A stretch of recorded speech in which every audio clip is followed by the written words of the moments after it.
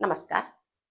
ઉનાળામાં સાવ મફતમાં મળવાવાળું આ એક ફળ તમે ઉનાળામાં જરૂર ખાઈ લેજો. શરીરને શીતળતા આપશે, કારણ કે એની તાસીર ઠંડી છે.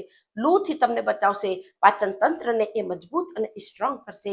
કેલ્શિયમ હોવાના કારણે હાડકાને બળ અને મજબૂતી આપે છે. આ ફળની અંદર આયરન હોવાના કારણે એક કમજોરી અને તમારી જે વીકનેસ આવી ગઈ છે એને દૂર કરશે. સાથે આખો દિવસ એનર્જેટિક લાગશે. એન્ટીઓક્સિડન્ટ ગુણ હોવાના કારણે એ સ્કિનમાં ગજબનો ગ્લો અને નિખાર લઈ આવશે.